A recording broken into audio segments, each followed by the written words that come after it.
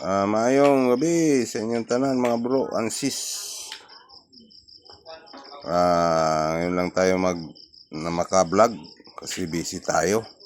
Kumusta naman kayo mga supporter and subscriber?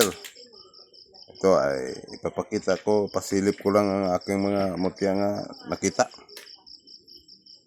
Ito naman ang bakalan. Yun. Bakalan. Naging bato na. Kasi walang kabiak. Yan. Mutya ng bakalan. Ang proteksyon. Maganda ito sangkap sa mga buti. Sa mga bao. Ito naman ang kawayan na libon. Libon ito. Yan. Libon, walang yan. Walang butas, pang proteksyon, palakas ng katawan, bilis. Meron itong may birtud itong bilis, lakas ng pangangatawan. Ang libon na kawayan. Ito ay mutya ng talaba.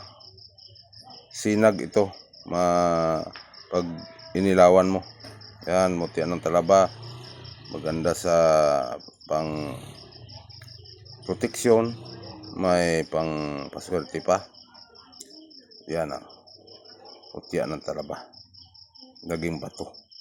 Yan, may mga gabay pa. Yan. Ito ay mutya ng balat ng ahas. Naging bato. Yan, crystallized pa. Balat ng ahas. Yan. Pa. Balat ng ahas naging bato.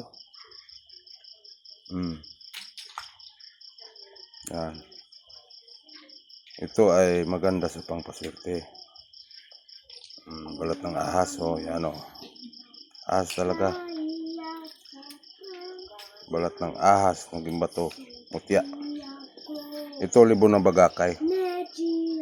Yan, bagakay na libon. Yan walang butas. Ito ay maganda sa pagulilong, proteksyon sa mga masamang espiritu, sa mga masamang tao. Ito ay magandang iproteksyon, gawing cross, lagyan ng baong libon. Maganda ito. Ito naman ay mutya ng putik. Yan. Mag-iilaw pa. Yan. Mutya ng putik.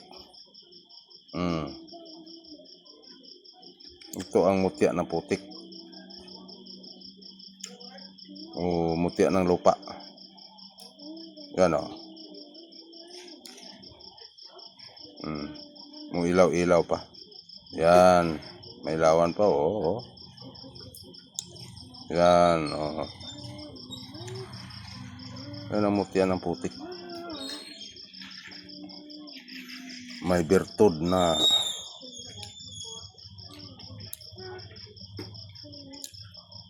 pang proteksyon, kabal, kunat, sumpa sa mga masamang tangka. Mag-iilaw pa. Mutya ng putik. Yan ay ilaw na itom. Yan. Ito naman ay mutya ng kahoy na dignom. Kahoy na dignom. Yung kahoy na kamagong, City Bertodes. Yan. Ito ang mutya pero naging bato na siya. Pamproteksyon, depensa. Uling. Uling ba kaya ito? Pero kahoy na dignom ito. Malakas. na pang proteksyon. Ito naman ang kasako ay mayroong karayo mo. Yan. Itong kasako ay tagnipas na kahoy, panipas na kahoy, panipas na baging, nandyan na ito. Meron itong pangubol.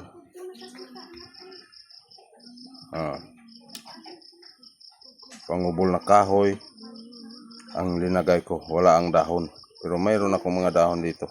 Marami. Yan, pang proteksyon. Ipinsa sa lahat.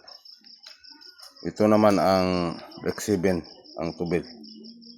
Mayroon itong sinukuan at pulahang kahoy. Pangdipinsa nga mga kahoy na may bertod. Tagos.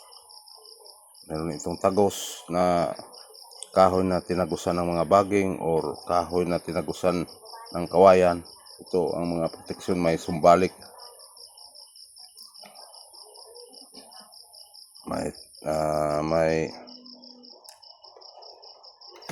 May tagak na kahoy. Laglag. Merong mga laglag ito. Yan, ang proteksyon. Ito naman ang isa ay pang proteksyon at pang proteksyon at pang haplas o pang gamot sa lahat ng uri ng sakit. Kompleto na ito ng mga kahoy. Merong panyapaw, merong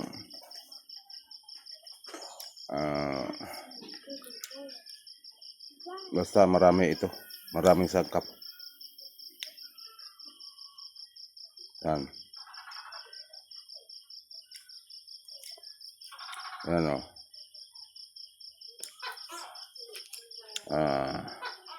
Yun lang mga bro and sis ang ibinahagi ko sa iyo. Sana tulungan ninyo ako.